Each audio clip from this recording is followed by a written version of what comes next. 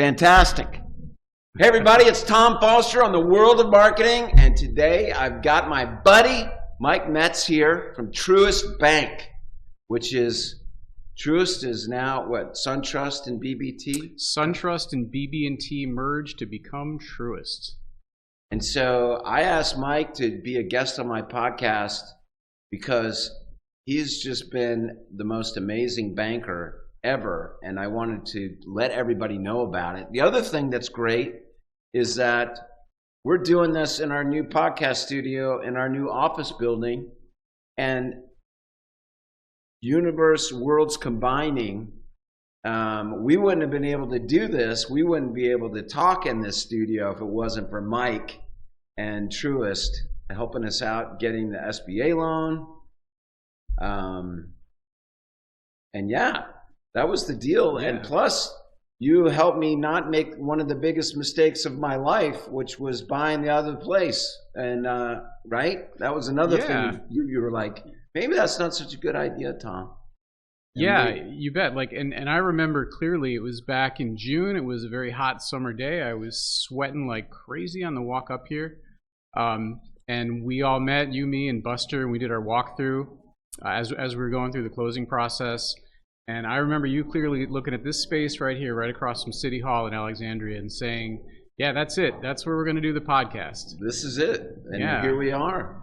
A few months later. We got Thomas right over here running the podcast, and we're back. We're live, baby. Well, not live. We're back in our studio. We'll still do some podcasts over Zoom, but I think it's great, and I appreciate you coming in, because you're in Bethesda, right?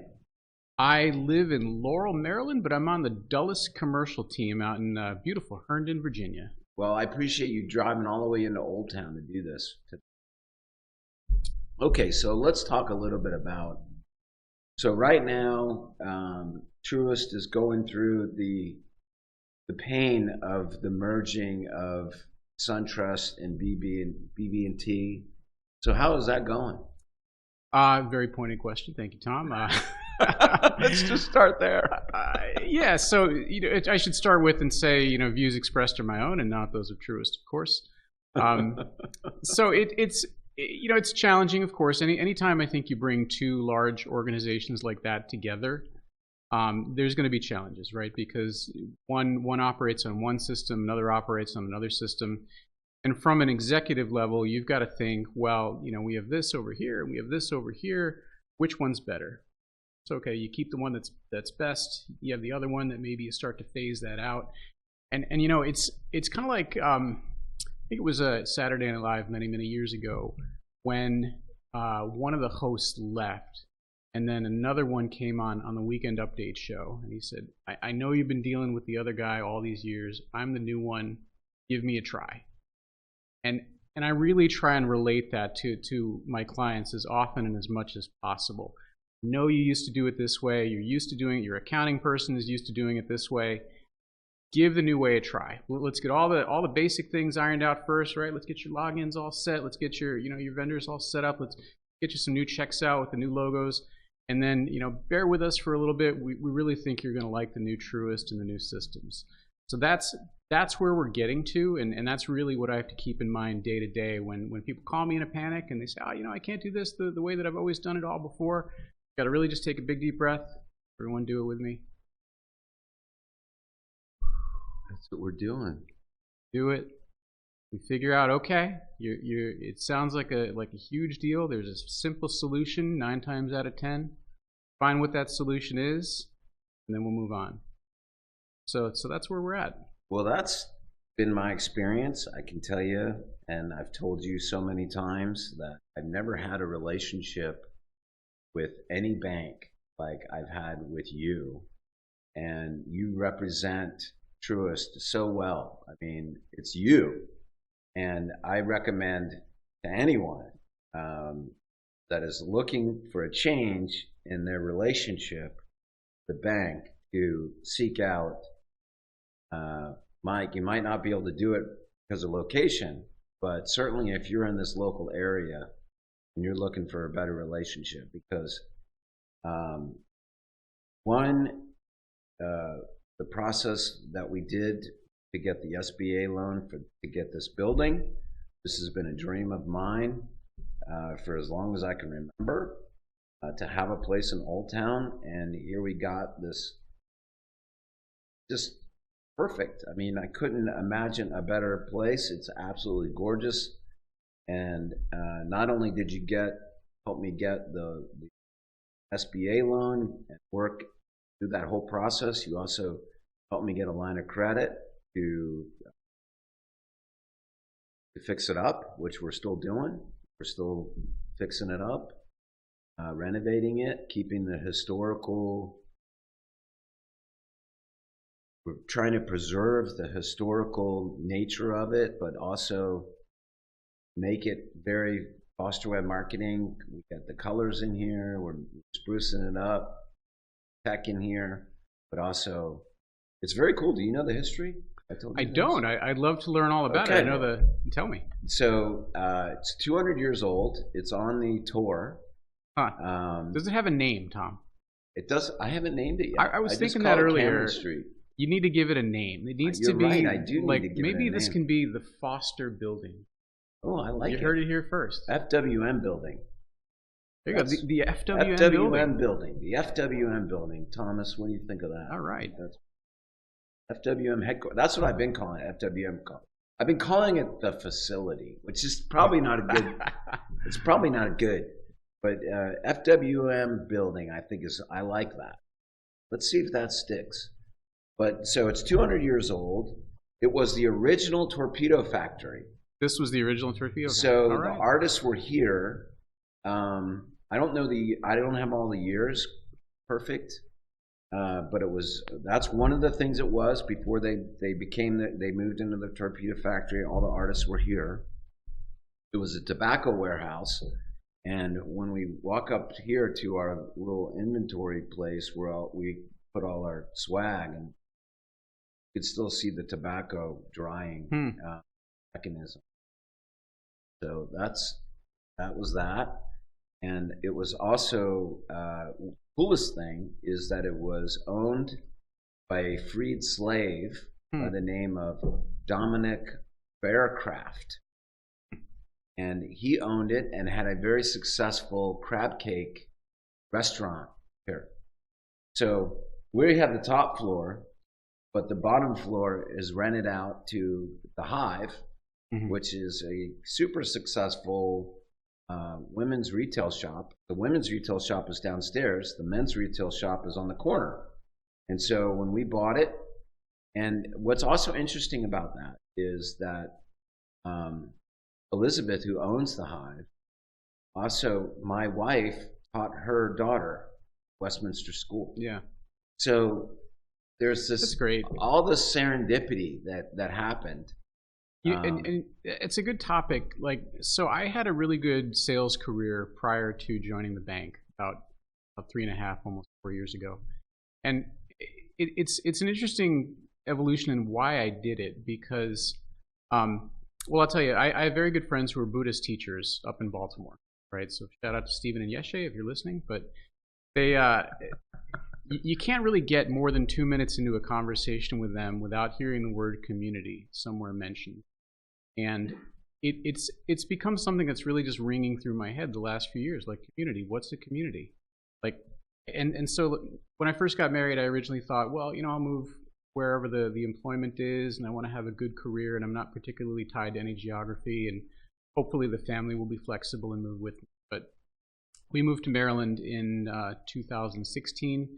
Love it. Absolutely love suburban Maryland. It's the number one place in the country that we chose to move to, and never regret that decision for a second. But after I did that move and we started, buying a house and being in the PTA and making friends with the neighbors, I really started thinking about that term community and what it means. And it really means that. It means business owners like yourself who own the real estate where they live, who they know their tenant downstairs is a high-end women's clothing retailer, and that person knows their spouse, and then they have conversations about where the kids go to school or what they're going to do for vacation or this hotel that they stayed at in Ocean City. And So that was why I really started a career in banking, was because we have that much greater tie to the community in which we operate, and we can have that kind of effect. Whereas if you're just kind of a standard service provider, I don't think you really see that level of depth. So yeah, really glad I could assist with this It's good that you transaction. brought up community, and also another thing, because it reminded me of, well, so many things that have happened since our relationship. Obviously, we talked about being able to get this building, but you have been so great in not only helping me get the building, the SBA loan, get a line of credit to pay for a lot of the renovations that we've already done here, and continue to do. But also you got me another big line of credit that we much need to grow this business, because we're on,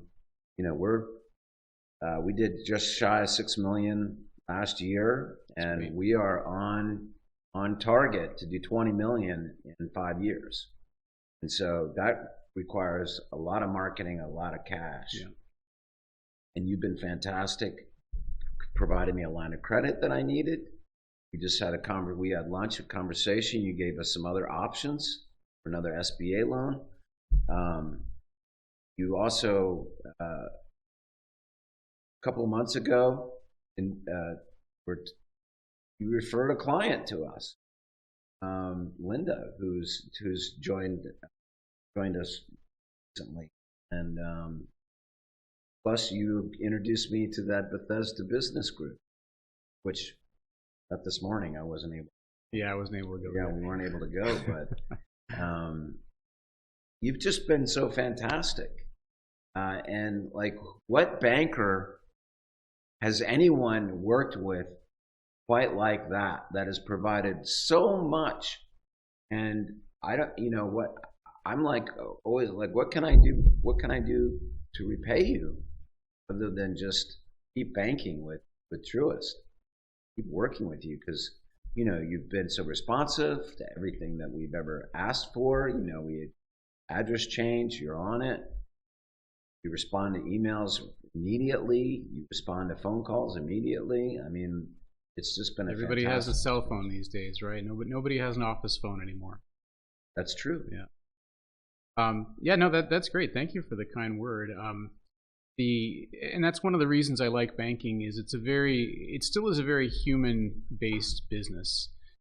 You hear these horror stories about automation is just driving everything out, right? It's like, so in your industry, like low-code web design, like anybody can buy a Squarespace and program it and do it themselves, but it certainly doesn't have the same effect as what you do. And I hear those stories too, and I like banking because there still is the opportunity for a banker, a good skilled banker, to dig in and affect a business owner's life. And by that I mean, when you have a client such as yourself, such as Foster and you and Buster, they really see banking as a partner, as a partnership. And when they're willing to work together and take advice and keep everything running smoothly, which is 90% is Buster's job, there's a lot that you can do. I mean, it makes access to capital so much easier. It makes funding requests so much easier. You can get the capital that you need, reinvest it back in your business, continue to grow the business, and it's kind of a rinse and repeat. It's kind of a virtuous cycle. Got a good bank partnership. And we've never had that before. And we were with PNC, we were with, I name them all? I probably shouldn't. I get in trouble for that. But it's true. I've never had an experience like this before. And it's like no question is off the table to be asked of you. And that's such a great thing. And it's just taken a little while to get used to that. To that freedom of being able to talk to your bank like that, like, instead of we'll take a number and we'll get to you when we get to you, or you'll never hear from them. With our previous relationships with banks, we'd ask questions, legitimate questions, and just never get a response. Never hear from them, and So it's just been fantastic. Yeah, So you said, I wanted to go back because you said you were, you got into banking. You were in sales before. So what did you do before? So I was a manager of business development with American Express. Shout out to my former Amex clients. I love American Express. No, they're great. I just got my platinum card. I'm very they excited. are absolutely great at what they do. Yeah, they they're are fantastic. They're the entrenched player. They're the 800-pound gorilla. And what they do is payments, right? I mean, they do. You want to buy X, you've got a card, you can buy X. It goes on Amex, goes in their Amex network, which they also own. You get a bill, you pay that bill 30 days later, you get some rewards, and it's very automated. It's very good. And the careers tend to be pretty good too. So I had a few different roles while I was over there. Sales role is primarily meeting business owners like yourself, encouraging you to pay all possible expenses with the card and then walking through how exactly you do that. But like I said, it was very single track, very focused, very sales driven, and not a lot of creativity and not a lot of ability to kind of manage your own destiny, so to speak. So, I mean, I work for Truist. My local leadership is fabulous. My boss is great. Our regional president, Evelyn Lee, she is excellent.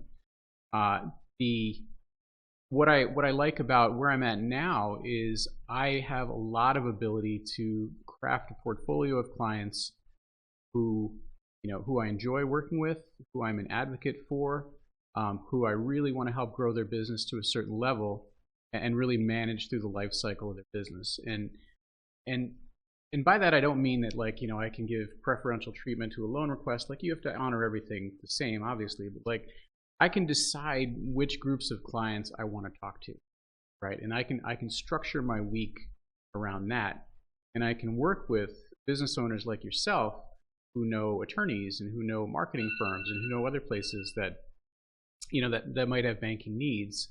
And then all of these places, they become referral sources for me, and it feeds into that virtuous cycle that I mentioned before. So they feed into me, and then I can identify other opportunities. Did you come after us, or did we come find you? You had an interaction. Buster talked to someone at a local branch. I think it was how we first met. But now, I work with all sorts of different people. I work with a number of attorneys. That Bethesda Business Roundtable you mentioned, a local group called XPX, Exit Planning Exchange. So that's for business owners who are buying or selling a business and things they can do to make those transactions more satisfying. There's various realty groups I'm a part of. I work with a number of government contractors. They I think a lot of them were existing Truist clients, and they do very, very well. I mean, government contracting is a huge industry in the area, of course. But all of these areas, I try and leave good client interaction. Right? Like, you try and solve somebody's concern first and foremost, right? Like, what's keeping you up at night? What's causing headaches for your staff today? Let's solve that, number one. Then from there, you really try and dig into the financial aspect of what they do, and maybe you can think about things that they haven't even thought about yet. Right, like very often clients are getting ready to sell their business, and that might be 2 or 3 years down the road. But I've seen a lot of these transactions just come up on the spur of the moment, right? Like a private equity group will call in, and they'll say, "Hey, have you thought about selling your business?" And then they get the meeting, and then all of a sudden they're in this track to sell their business that they didn't necessarily think about before. So buying or selling a business sometimes is a conversation that we can start with and get these business owners better prepared for a transaction that might come sooner than they would expect. So but anyway, I raised that to say, you asked about my previous career, and it was great. It was satisfying. I loved it. I got to learn the area very well. I got to learn the local economy very well. What was really lacking for me was that sense of community. So it was very transaction focused, but also that sense of creative problem solving. Right. Well, what you just did with us, where we came to you and where we were, because we're trying to get cash. We need cash, and any growing business. And you guys heard what we're up to here. We have lofty goals. We're trying to reach 20 million in 5 years, and that requires cash.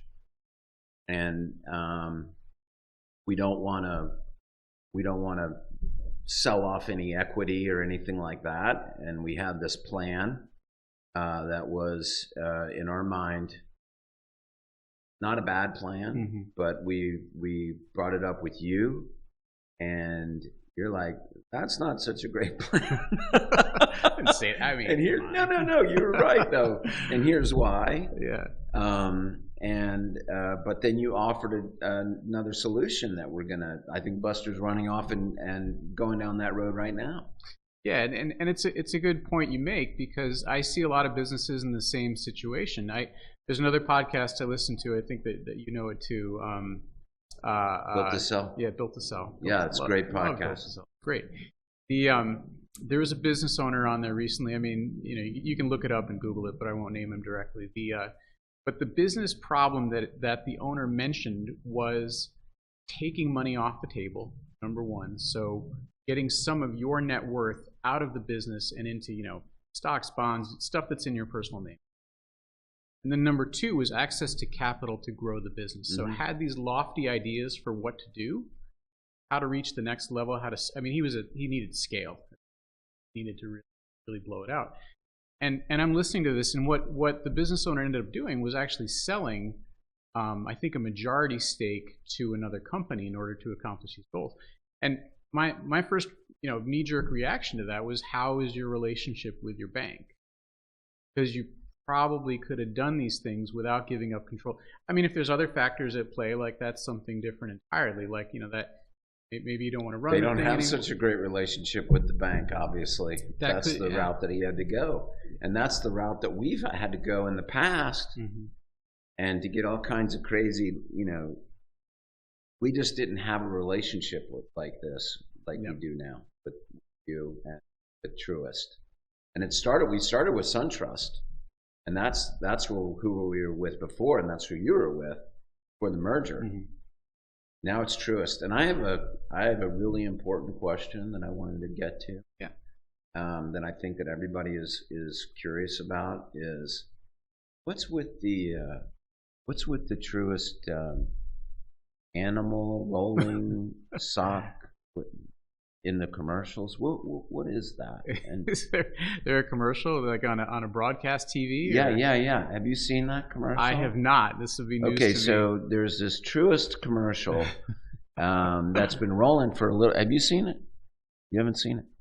It's been rolling for a while. I saw, because I see it during football games and whatnot. But it's like this. It looks like it's a ball of laundry, or socks, or blankets, and towels, or that's what it kind of looks like, all different colors, and it rolls around, and looks like it's kind of scary, but it's. I don't think it's supposed to be. You're gonna have to go Google this commercial now. Your own. Oh no, wait! I think yes, I know what you're talking about. But there's got to be some kind of name for it in the Truist world. Yeah. It was like the gobbleator or something like that. But it's kind of scary. Looks like it's going to roll over you and just eat you up. Oh, so you don't know about this thing, huh? I don't. And as per your last guest discussing how not a lot of people watch broadcast TV anymore, I'm hoping if it's that distasteful to you. So we're going to have to put this in. Thomas, we're going to have to put this in the Truist. I'm going to call it the gobbleator. Yeah. And but we'll figure it. Mike, you're going to have to figure out and get back to me on the. Yeah, I'll call it what Bill that Rogers. is and who came up with that marketing campaign. That's the other thing. I'm always interested in the logic behind marketing, and so there's got to be a reason for it. I did. So that's a good point. That's a good point, is that you want to make your marketing memorable. But, for all the right, I imagine it's supposed to be like a big hug or something like that. But anyway. And here we got Mike with his red hat. If you're not watching the video and you're listening, he's got a very nice red knit cap on here. My head gets cold. There you go. And, it's just, you're just the friendliest guy, and I can't thank you enough for everything that you've done. it's unbelievable to me that I'm having a podcast with my banker. If you had asked me this a couple years ago, or even a year ago, there's no way I'd be interested in having a conversation with my banker. Can I do a closing thought? Or Yeah, please. You sound like you're heading to the close there. I'm heading to the close. All right. I know you got stuff to do. You got clients on the line. But I was thinking of what would be a good closing thought on the way here. Like, you think fundamentally about America, right, as a country, and no matter your political affiliation, have been people mention that these days. What's one of the special things about America as a country? And if you still are of the belief that you can come here with nothing, work your tail off in a chosen industry, save up some money, start a business, grow a business, build personal wealth through the course of your lifetime. I do believe that. I strongly believe that, and I believe that in large part because of the area in which we live here in the greater Washington area. Tons of immigrants, tons of people that are first generation business owners that are building wealth for their family, and then their kids can get an education. Maybe they continue the business. Anyway, I raise that to say, when you think about what's some of the reasons why people can do that in this country, in large part, it's due to the financial system that we have. That's true. I really believe that. And the financial system that we have is built on a set of rules and a set of laws. And people that can navigate that effectively, people that can say, hey, I'm a business owner, but let's learn more about how the system works. Let's set aside, let's take this subject that maybe I don't know a lot about, ask a lot of questions, have a lot of patience, work through it. Those business owners, they do very, very well over time. So I don't know, occasionally I see people that are bad-mouthing banks, or maybe talking things about banks that they might not know a whole lot about. But I still think it's a beautiful thing. I think the banking system in America, it creates opportunities like nowhere else. Well, you need them. You need the bank. Yep. And that's the whole point here, is that you want to have a bank that you can work with and gang and I've been working with banks for 40 years.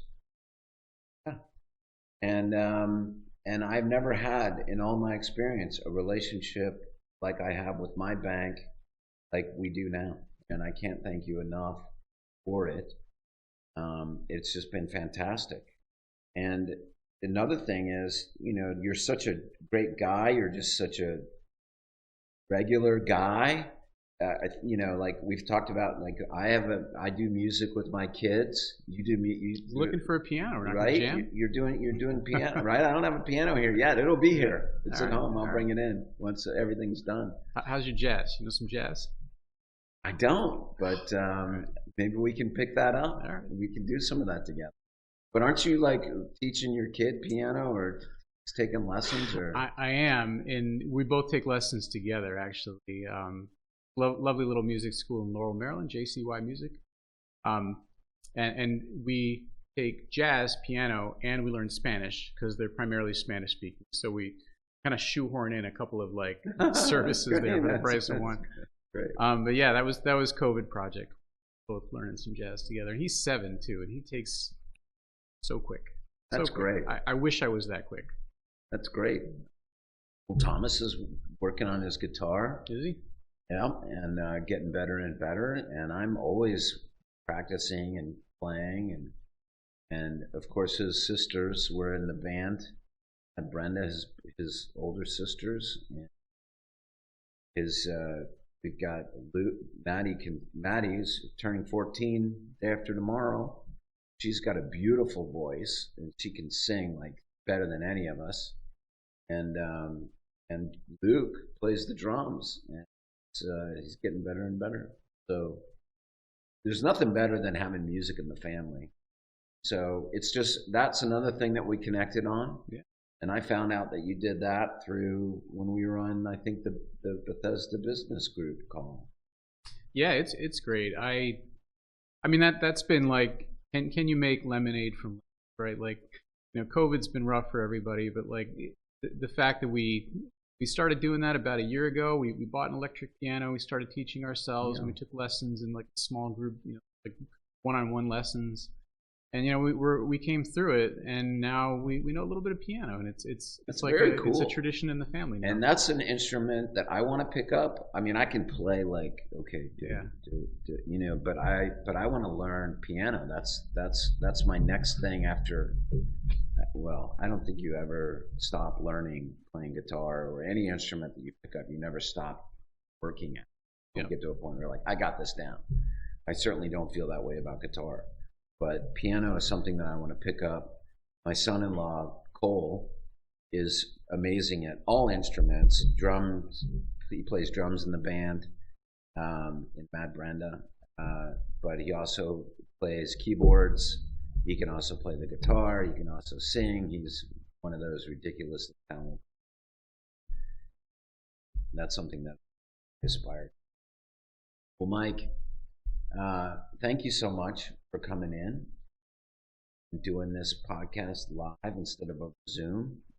Yeah, this is great. I love seeing this place. My goodness, this is fantastic. Yeah, it's great doing this. We got Thomas here, like back in action. So we're doing this again, and I appreciate it so much, and I appreciate everything that you have done. And I just want to do a final plug for Truist Bank and Mike Metz. And we'll put your contact in. Well, what's the best way for somebody to contact you if they're like, I hate my current bank and I need to make a change? What do they do?